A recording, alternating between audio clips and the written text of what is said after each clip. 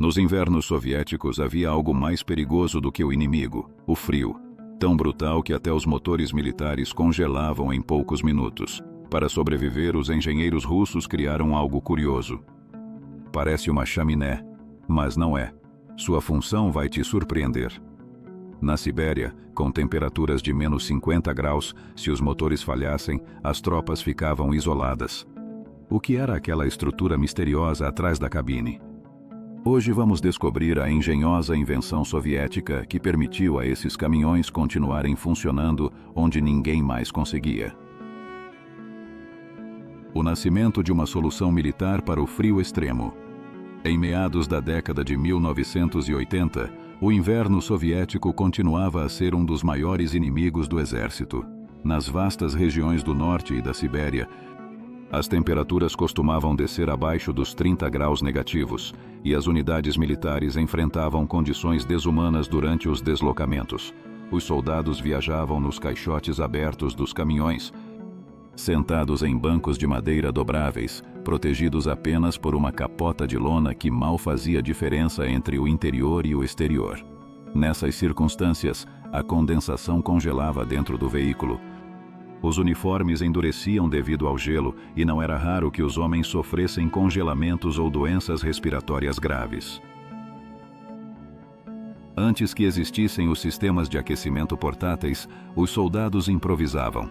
Alguns acendiam pequenos braseiros dentro de caixas metálicas, outros se envolviam em cobertores grossos ou sentavam-se sobre sacos de palha para reduzir o contato com o metal gelado do chão. Às vezes tentava-se até canalizar o ar quente do motor para a parte traseira por meio de tubos improvisados, mas isso só servia enquanto o veículo estava em movimento.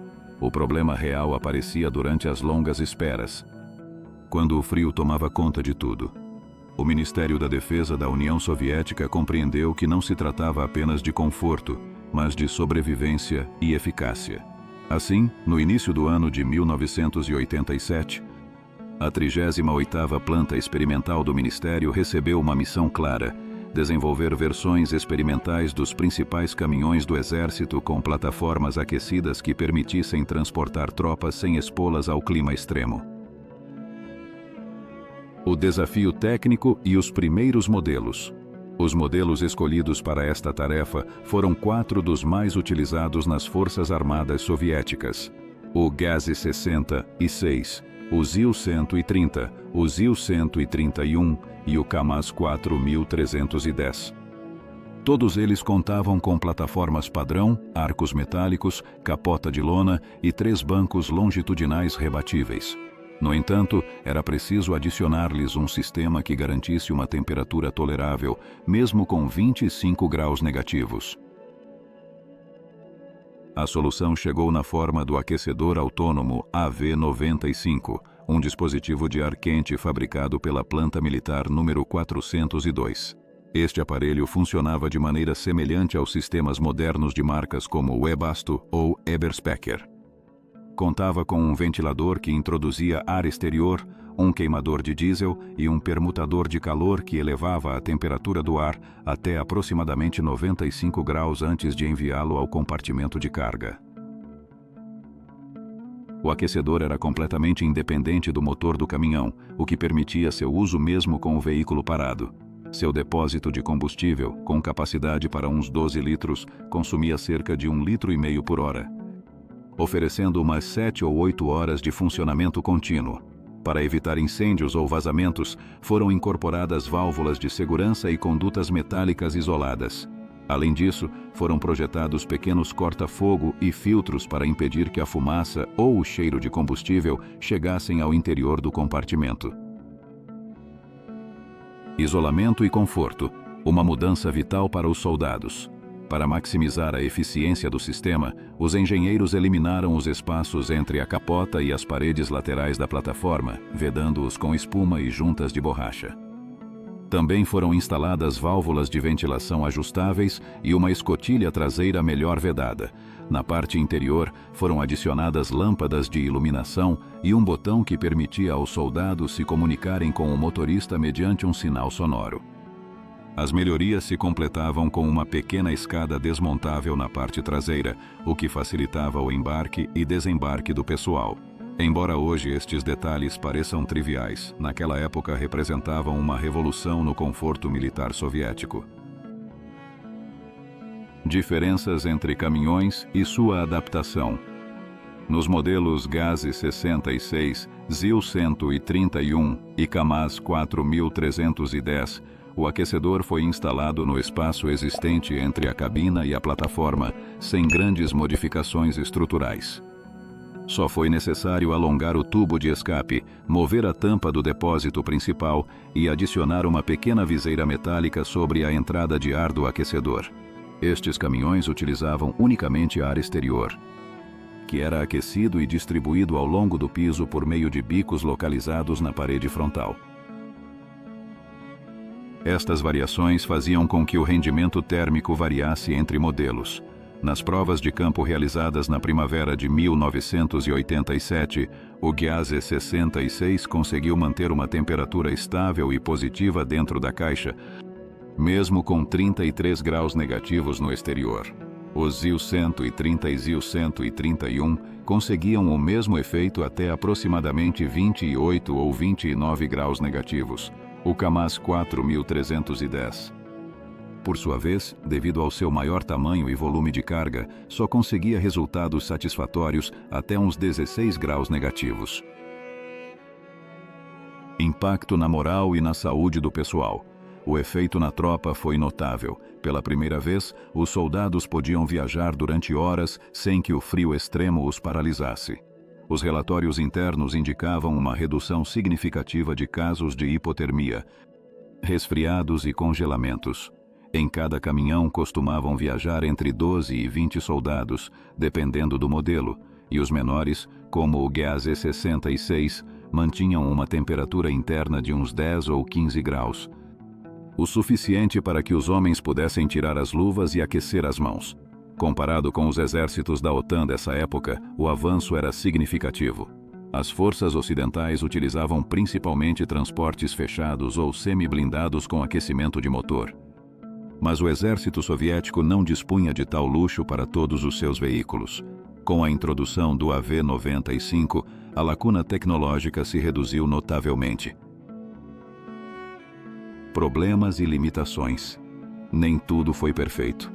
Nos KAMAZ 4310, o espaço interior era tão amplo que o ar quente se dispersava rapidamente. O aquecedor, com sua potência limitada, não conseguia manter o calor nos cantos ou no teto do compartimento. Além disso, o depósito de diesel adicional podia congelar se não fossem usados aditivos especiais, o que gerava problemas logísticos ao ter que transportar combustível exclusivo para os aquecedores. Outro inconveniente era a manutenção. Os filtros e condutas necessitavam de limpeza constante, já que a fuligem podia obstruir o sistema ou até mesmo provocar pequenas labaredas. Apesar destes desafios, o experimento foi considerado um sucesso e foi recomendado continuar com o desenvolvimento, especialmente adaptando os aquecedores a um modo de recirculação total para os caminhões de maior tamanho. A evolução e o fim do projeto. Foi planeada uma segunda fase de testes em condições reais, com transporte de pessoal durante manobras de inverno, mas o colapso econômico e político do início da década de 1990 interrompeu todos os projetos experimentais. Muitos ficaram arquivados sem serem completados, e o sistema AV-95 não chegou a uma produção em massa. No entanto, a ideia não morreu. Na Federação Russa moderna, os caminhões militares continuam a utilizar aquecedores autônomos de ar ou de líquido, herdando diretamente o conceito soviético. Hoje, estes sistemas são empregados também em caminhões civis, ônibus e até mesmo em casas rodantes, onde funcionam de forma quase idêntica, queimam uma pequena quantidade de combustível para manter o ambiente quente sem depender do motor. Curiosidades históricas e paralelos modernos. Alguns modelos árticos do ZIL já usavam aquecedores adicionais desde as décadas de 1960 e 1970, especialmente em versões destinadas à exploração polar. Também existiam sistemas de parede dupla com isolamento de fibra de vidro, ou até mesmo radiadores conectados diretamente ao circuito do motor. Estes designs rudimentares inspiraram as versões mais avançadas dos anos 80. O gasto de combustível para aquecimento podia parecer elevado, mas resultava justificável. Um caminhão operacional durante uma jornada de marcha consumia entre 10 e 12 litros de diesel apenas para manter o interior à temperatura estável. Um número insignificante comparado com o benefício de preservar a saúde da tropa. Métodos estranhos de aquecimento na história. A busca pelo calor não foi exclusiva da União Soviética. Durante a Segunda Guerra Mundial, alguns exércitos canalizavam os gases de escape para a cabina para aquecer o ar, com o risco evidente de intoxicação. Noutros casos, colocavam-se pequenos fornilhos de carvão ou radiadores improvisados conectados ao líquido refrigerante do motor. Em certos caminhões do Ártico, usavam-se até mesmo chapas metálicas radiantes ou cabinas de parede dupla preenchidas com materiais isolantes. Estas soluções iam do engenhoso ao francamente perigoso, mas todas partilhavam o mesmo objetivo: vencer o frio. Com o passar do tempo, os aquecedores autônomos como o AV95 demonstraram ser a evolução lógica dessas ideias primitivas. Eram seguros, eficientes e relativamente simples de manter, o que os converteu numa referência técnica que ainda hoje inspira engenheiros e entusiastas. Se você se surpreendeu com a forma como a engenharia soviética conseguiu vencer o inverno mais cruel, não se esqueça de deixar o seu like, se inscrever e ativar o sininho para continuar descobrindo os segredos ocultos da maquinaria militar. Nos vemos no próximo vídeo, onde o rugido do motor e a história se unem para desafiar o frio, o tempo e a imaginação.